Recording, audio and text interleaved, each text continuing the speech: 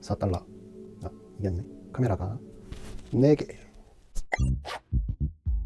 안녕하세요. 플레이즈의 디자이너 김군입니다. 최근 스마트폰의 트렌드를 보면 플래그십 스마트폰 못지않게 중저가 스마트폰의 인기도 굉장히 높아지고 있는데요. 플래그십 스마트폰들이 뛰어난 성능을 가지고 있긴 하지만 가격이 높아진 것에 비해서 사람들의 이목을 끌만한 기능들을 탑재하지 못하게 된 반면, 최근의 중저가 스마트폰들은 가성비가 뛰어난 제품들이 많이 나오고 있고 특색 있는 제품들도 많이 나오고 있어서 중저가 스마트폰들을 찾는 사람들이 점점 늘어나고 있는 것 같습니다. 중저가 스마트폰들의 인기가 높아지다 보니까 제조사들도 중저가 스마트폰들에 집중하면서 소비자들의 마음을 사로잡을 수 있는 그런 중저가 스마트폰들이 많이 출시가 되고 있습니다.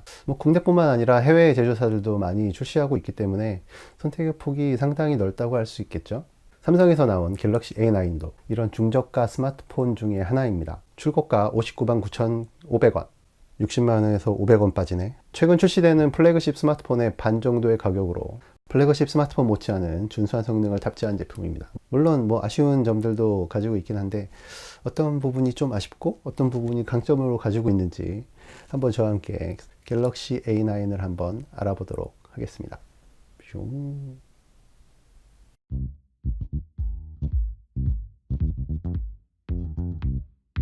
최근 출시된 스마트폰들이 패밀리 룩을 입게 되면서 이런 중저가 스마트폰들도 상당히 디자인이 깔끔하게 나오고 있습니다. 물론 갤럭시 A9도 깔끔한 디자인을 하고 있습니다. 이게 블랙 컬러라서 사실 잘 느낌이 안 올 것 같은데 그라데이션 컬러를 적용하고 있어서 블루나 핑크 컬러를 보면 상당히 깔끔하고 예쁜 컬러를 가지고 있는 것을 알 수 있습니다. 뒷면이 플라스틱으로 되어 있어서 대화면을 가지고 있지만 무게가 그렇게 무겁지 않습니다. 굉장히 가벼운 편에 속하고요. 그래도 최근 스마트폰들처럼 노치가 적용되지는 않았기 때문에 사실 굉장히 더 깔끔한 디자인을 하고 있다고 할 수가 있습니다. 베젤이 약간 두꺼워 보이긴 하는데 베젤의 느낌도 나쁘지 않고 삼성답게 깔끔하게 잘 뽑아낸 것 같습니다.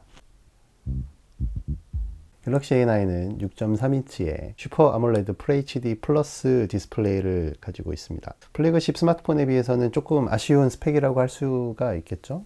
보통 플래그십 스마트폰들이 대화면 스마트폰들의 QHD 디스플레이를 적용하고 있는데요. FHD 디스플레이가 들어간 건 플래그십 스마트폰과의 차별점이라고 할 수가 있을 것 같습니다. FHD 디스플레이를 가지고 있기 때문에 배터리 소모에서 상당히 강점을 가지고 있을 것 같습니다. 며칠 사용을 해보니까 QHD 디스플레이보다는 약간 디테일이나 이런 게 떨어지긴 하지만 눈에 띄게 화질이 떨어진다거나 하지는 않더라고요. 갤럭시 A9이 중저가 스마트폰이지만 플래그십 스마트폰 못지않은 가성비 좋은 하드웨어를 갖추고 있는데 안드로이드 8.0 오레오를 사용하고 있고 메인 UI들은 삼성의 플래그십 스마트폰들과 거의 동일한 UI를 사용하고 있습니다. 빅스비나 AR 이모지 같은 그런 재미 기능들도 잘 지원해주고 있어서 플래그십 스마트폰 못지않게 편리하게 사용을 할 수가 있습니다. 다만 좀 한 가지 아쉬운 게 삼성페이가 이번에 빠지게 됐다는 점이에요. 국내 스마트폰 페이 시장을 거의 장악하고 있다고 해도 과언이 아닐 정도로 삼성페이를 사용하는 사람들이 많은데 삼성페이가 빠지게 됐다는 건 굉장히 아쉬운 부분이 아닐 수가 없습니다. 하지만 NFC는 지원하기 때문에 NFC로 결제를 하는 삼성페이는 사용을 할 수가 있는데 MST 방식의 삼성페이는 사용할 수가 없다는 점 너무나도 아쉽습니다. 배터리가 3800mAh로 굉장히 대용량의 배터리를 가지고 있는데 비슷하게 카메라에 힘을 줬던 V40도 카메라 개수가 늘어나서 그런지 V30에서는 좋았던 배터리 효율이 확 떨어져 버렸거든요. 4개의 카메라를 구동하기 위해서는 배터리 소모가 그만큼 많게 될 것 같은데 대용량 배터리를 갖추고 있다는 건 기본기를 탄탄하게 갖추고 있다는 이야기가 될 수도 있을 것 같습니다. 하드웨어 성능도 굉장히 준수한 편인데요. 스냅드래곤 660 프로세서를 사용하고 있고 6기가의 램과 128기가의 저장 공간을 갖추고 있습니다. 저장 공간에 사용되는 메모리가 요즘 플래그십에 사용되는 빠른 메모리가 아니라 eMMS 메모리를 사용하고 있다는 건 좀 아쉬운 부분인데 어쨌든 128GB의 대용량 저장 공간을 위해서 속도를 약간 포기하고 저장 공간을 확대하는 걸로 가닥을 잡은 것 같습니다. 둘의 속도 차이가 약간 있긴 하지만 하드웨어 스펙에 집중하지 않고 조금 더 편리하게 사용할 수 있도록 메모리를 높인 건 좋은 선택이었던 것 같습니다. 프리미엄급 스마트폰들처럼 하드웨어 스펙이 아주 빵빵하진 않지만 최고급 사양은 아니지만 중급 사양 정도로 놓고 배틀그라운드를 플레이를 해봐도 원활하게 플레이를 할 수 있을 정도는 됐는데요. 풀옵션을 다 켜놓고 사용할 수는 없었지만 게임의 몰입감을 해치지는 않을 정도로 플레이를 할 수가 있었습니다. 스피커는 모노 스피커를 가지고 있습니다. 모노 스피커를 가지고 있지만 스피커 성능이 꽤 괜찮아요. 꽤 괜찮아서 뭐 음악을 듣거나 VOD를 감상할 때 틀어봐도 준수한 사운드를 들을 수 있습니다. 물론 스테레오 사운드가 아니기 때문에 좀 아쉬운 부분이 있긴 하지만 출력도 꽤 괜찮은 편이고 소리가 굉장히 뭉개지거나 하진 않고 깔끔하게 잘 들리는 편이에요. 그리고 좀 아쉬운 부분이 방진 방수도 빠지고 무선 충전도 다 빠졌다는 겁니다.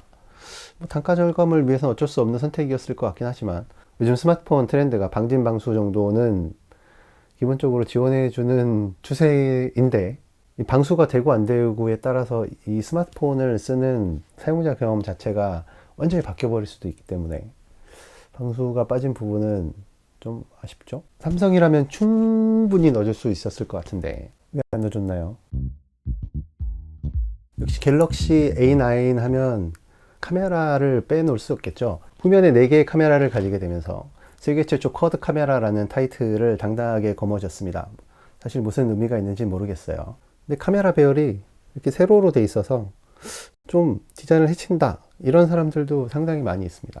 가로로 그냥 놓는 게 훨씬 나았을 것 같은데 카메라는 렌즈마다 각각의 화소와 조리개도 다르고 센서의 크기가 다르기 때문에 화질도 상당히 좀 차이가 나는 것 같아요. 어쨌든 OIS도 빠져 있기 때문에 저조도 환경에서는 차이가 조금 더 큰 것 같더라고요.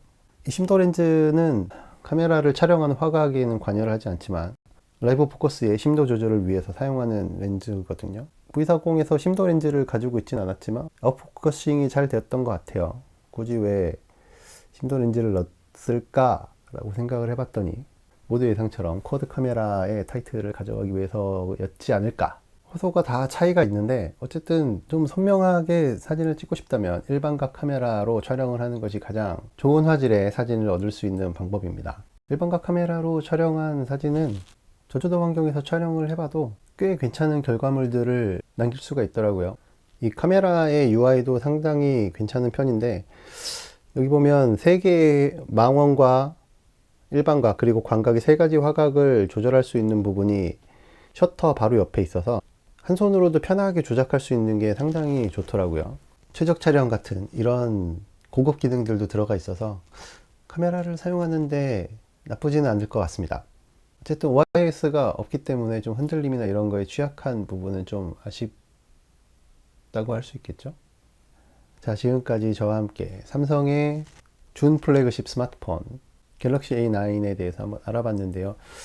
뭐 몇 가지 아쉬운 점이 있긴 하지만 플래그십 스마트폰에 비해서 몇 가지 아쉬운 점이 있긴 하지만 이 정도 가격에 이 정도 성능의 스마트폰이라면 꽤 쓸만한 스마트폰이라고 할 수 있을 것 같습니다.